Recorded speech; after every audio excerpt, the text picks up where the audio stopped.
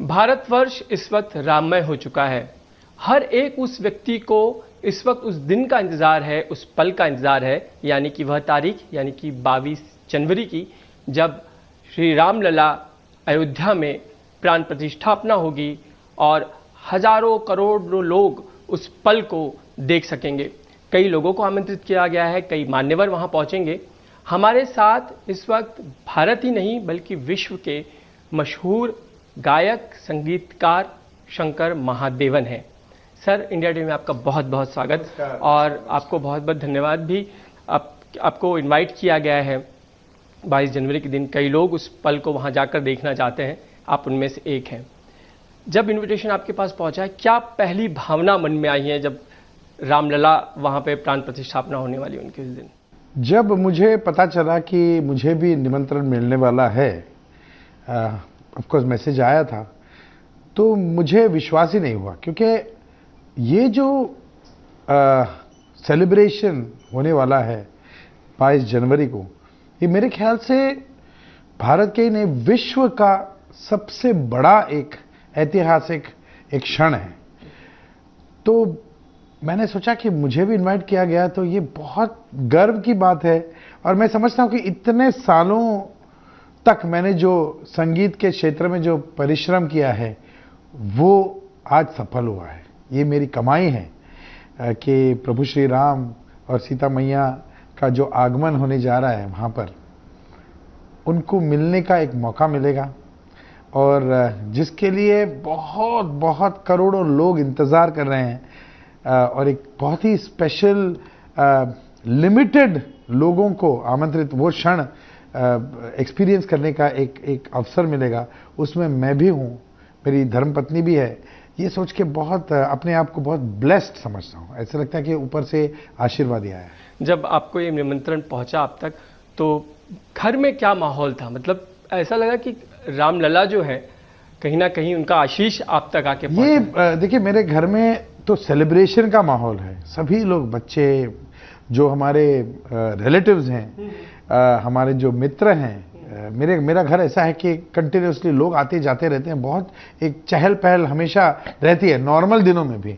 लेकिन ये खबर तो ऐसे वो लोग खुश हैं कि जैसे वो खुद आ रहे हैं हमारे साथ, और बहुत उत्सुकता है और बहुत प्यार है, और बहुत उन लोग अपने आप मुझे बहुत प्रेरणा दे रहे हैं कि आप मतलब हमें हर क्षण के बारे में बताइए, क्या होगा, आप वहाँ जाएंगे तो जो एक्सपीरियंस होगा।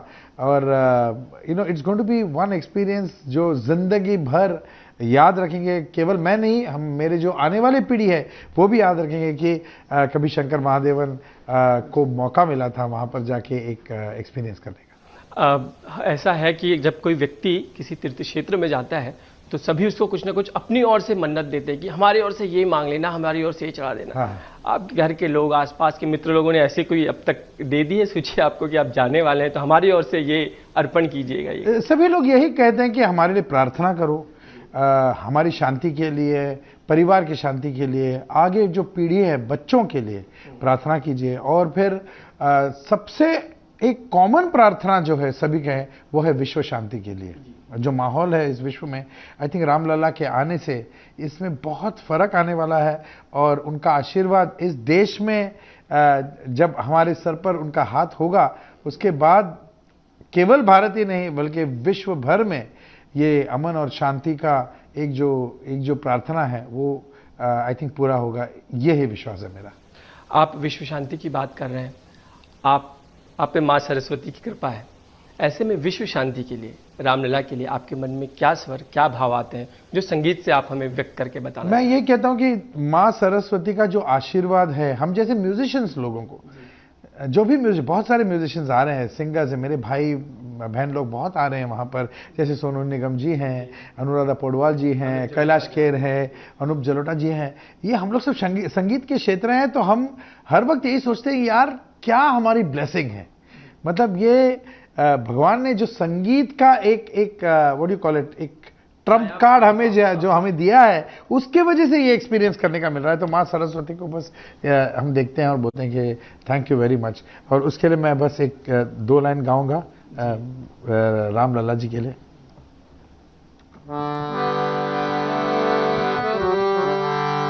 राम का गुणगान करिए, राम का गुणगान करिए। राम प्रभु की भद्रता का, सभ्यता का ध्यान धरिए, ध्यान धरिए। राम का गुणगान करिए। और भगवान श्री राम आप देखेंगे तो हमारे देश में हर जो स्टेट है, हर स्टेट में मौजूद है। अलग अलग प्रांतों में अलग अलग म्यूजिकल जॉनर्स के साथ। जैसे आप अगर कर्नाटक संगीत में देखेंगे तो उनके लिए जानकी रमणा दशरथ नंदना सर्वदेश वदना हरे राम। जानकी रमणा दशरथ नंदना सर्वदेश वदना हरे राम। जानकी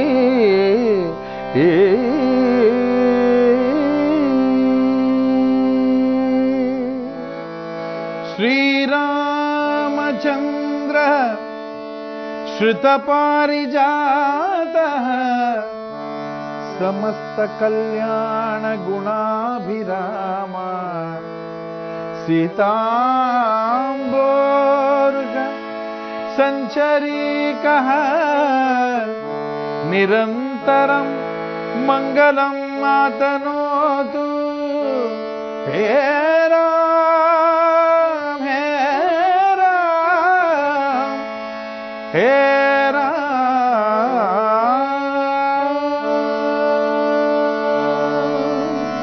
क्या बात है सर, बहुत बढ़िया सर। हम सब संगीत सुनते हैं, खासकर लता दीदी ने कई गाने गाए, उसमें से गाना मुझे हमेशा बहुत प्यार, दो गाने हैं। एक तो ठुमक चलत रामचंद्र, बाजत पैजनिया। सर एक अलग ही भाव रामलला का, वो जो बाल रूप है, भारत की आत्मा जैसे उसमें बसती है उस गाने में, उनके पूरे रूप में। आप किस तरीके से इसको अगर बस कोशिश करूंगा। ठुमक चलत रामचंद्र बाजत पैंजनिया, ठुमक चलत रामचंद्र बाजत पैंजनिया, ठुमक चलत रामचंद्र। वैसे ही वो भी है, पायो जी मैंने राम रतन धन पायो, पायो जी मैंने राम रतन धन पायो। फिर जैसे मैं जब बचपन में बाल विहार क्लासेस जाता था, बाल विहार में भजन सीखने के लिए जाता, तो बच्चों के लिए भी रामलला के लिए गाने हैं। जैसे खाते भी राम कहो, पीते भी राम कहो, सोते भी राम कहो, राम राम राम राम राम राम राम राम राम राम राम राम राम राम राम, इस तरह से गाने। तो रामलला तो हर जगह उनका आशीर्वाद है, मौजूद है हर जगह। संगीत में आप राम देखते हैं सर, जैसे ठुमक चलत रामचंद्र, आप ये अभी आप ये गा रहे हैं, ये जो प्रवास है, जो यात्रा है रामलला के साथ साथ संगीत की भी, आप उसे किस तरीके से देखते हैं? कैसे राम हमें उस समय से लेके अब तक 2023-24 के, जब हम मोबाइल के युग में हैं, तो भी राम हमें अपील करते हैं, तो भी राम हम तक पहुंचते हैं? ये तो भारतीय संस्कृति और भारत का एक बहुत अहम हिस्सा है, हमारी बहुत पुरानी लड़ाई है ये, और 500 वर्षों से ये जो ड्रीम है, ये जो सपना है, ये सभी भारतीय जो संस्कृति है लोगों के दिलों में है कि ये हमारा जो ड्रीम है, एक भव्य दिव्य मंदिर अयोध्या में हो, ये सबके मन में एक सपना था और वो सपना अभी पूरा होने जा रहा है। तो ये मोबाइल हो, टेक्नोलॉजी हो, एडवांसमेंट हो, ये सब उनकी आशीर्वाद है। तो ये जितना भी डेवलपमेंट हो, उतना ही रामलला का पावर बढ़ते जाएगा। जब आप देख रहे हैं अभी 22 जनवरी के दिन यहाँ पर न केवल अयोध्या में, हर घर में दिए लगेंगे, हर घर में दिवाली बनाई जाएगी और हर घर में ऐसा लगेगा कि रामलला हमारे घर पधारे। तो we are looking forward to the 22nd। Sir एक सवाल, कुछ सवाल और भी है, ये कि जब आप गाने बैठते हैं, आपने जब गाना शुरू किया तो रामलला यानी रामायण जो गीत स्वरूप में भी है, वो किस तरीके से आपके उस संगीत यात्रा में आया और आपको लगा कि वाह ये जो है रामायण की जो कहानी है वो न केवल वो एक कहानी है, उसके पीछे का जो भाव है, उसके पीछे के जो प्रिंसिपल्स हैं, उसके पीछे जो मैसेज है, उसके पीछे जो ह्यूमन बीइंग्स के लिए जिस तरह से इस दुनिया में रहना चाहिए, उसका एक संदेश जो है वो समझना चाहिए। और वो बहुत बड़ा संदेश है और उससे बहुत कुछ हम सीख सकते हैं। हम बचपन से ही रामायण की कहानी सुनते आ रहे हैं, टेलीविजन पे हर संडे आप जानते हैं कि कैसे सारे रोड्स एकदम सुनसान हो जाते थे जब रामानंद सागर जी का जब आप मैं उससे वो भी जानना चाहूंगा, वो समय आपको इस वक्त याद आया कि जब आप टीवी सेट के सामने संडे मॉर्निंग 9 o'clock, वो कभी हम भूल नहीं सकते थे। मंगल भवन मंगल धानी, ये जब बजता था बस सभी लोग बैठ जाते थे, बोलो अभी डिस्टर्ब मत करो 1 घंटे के लिए। तो बस राम जी सर मंगल भवन आप थोड़ा सा मंगल भवन मंगल हारी, द्रबहु सुदशरथ अचर बिहारी, होई है वही जो राम रचि राखा, कुकरी तरक बढ़ावे साखा। हे राम सिया राम जय जय राम, जय जय राम, जय जय राम, जय जय राम, जय जय राम, जय जय राम, जय जय राम। इसके अलावा सर जैसे कि हम बात कर रहे हैं कि दीपोत्सव होगा उस दिन 22 जनवरी के दिन, है आप सौभाग्यशाली हैं कि आप उस दिन वहां होंगे।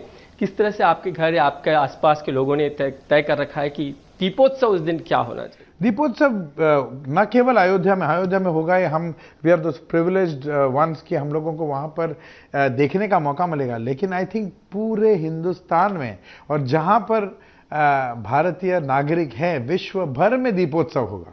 जहां आपका छोटा से छोटा घर हो या बड़े से बड़ा सा बड़ा एक बंगला हो, आप उसके घर में दीप लगाइए और रामलला का जो आगमन है उसके प्रति आपका प्यार दिखाइए। सर प्रधानमंत्री नरेंद्र मोदी प्राण प्रतिष्ठापना कर रहे होंगे, सबका सपना था, सरकार उस तक पहुंच पाई है, काफी संघर्ष रहा, तो आप इसे किस तरीके से बतौर संगीतकार जब आप उसको देखते हैं तो? ये डेफिनेटली काबिले तारीफ है और जिस तरह से उन्होंने ये अचीव किया है उसको मैं बहुत बहुत ऊंचे मतलब व्यू से मानता हूं और मेरी बहुत बधाई है। बहुत खुश हूं मैं जिस तरह से ये हुआ है और होने जा रहा है। इसके पीछे बहुत मेहनत है और मेहनत किया है और मैं क्या कहूं, अभी इसके बाद एक नया युग आने वाला है, ना केवल हमारे लिए, आगे के पीढ़ियों के लिए, बच्चों के लिए, तो जिसके लिए मैं बहुत बेताबी से इंतजार। एक आखिरी सवाल ये सर कि अब जबकि आपने देखा कई लोग इस जब रथ यात्रा निकली, कार सेवक उसमें शामिल रहे और अब वो सारे लोगों के हाथ जो हैं उसमें लगे हुए हैं, कुछ के हमें नाम भी नहीं पता कई लोगों के, लेकिन वो सभी उसमें शामिल हैं। उन सारे लोगों के लिए आप बताओ संगीतकार क्या कहेंगे? उनके लिए आप क्या गाना चाहेंगे जो इस वक्त शायद हमें पता नहीं है उन्हें, लेकिन वो कई करोड़ों लोग इस वक्त शामिल हैं। कई करोड़ों लोगों का हाथ है इसमें और जो 22 जनवरी को जो व्यवस्था है उसके बारे में मैं क्या बताऊं। Every single thing is planned to the T. हम लोग जो जाने वाले हैं उसके प्रति जो उन्होंने बंदोबस्त किया है, जिस तरह से व्यवस्था किया है, जिस तरह से आमंत्रण है, जिस प्यार से बुलाया गया है, आई कैनॉट डिस्क्राइब कि कितना लास्ट डिटेल तक इस पर ध्यान दिया गया है और जो करोड़ों लोग इसके पीछे जिनका हाथ है ये भव्य दिव्य मंदिर बनने, ये केवल मंदिर नहीं है, ये हमारे हिस्ट्री का एक हिस्सा है।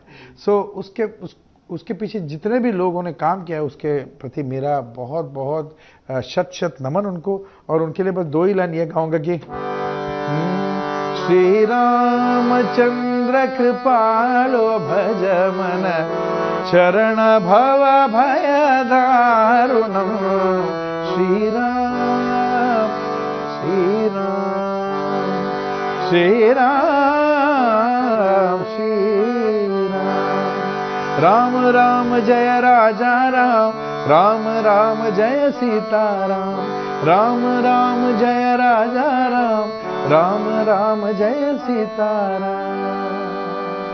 जय श्री राम। जय Shri Ram. Sir, India TV से बातचीत करने के लिए बहुत बहुत धन्यवाद आपका, बहुत बहुत शुक्रिया। ये थे हमारे साथ भारत के मशहूर संगीतकार और गायक शंकर महादेवन, जिन्होंने श्री रामलला के उस दिन के लिए वो वहाँ मौजूद रहेंगे और साथ ही उन्होंने हमारे साथ जो संगीत इस वक्त बांटा है, दर्शकों तक पहुँचा है, उसके लिए उनका बहुत बहुत धन्यवाद।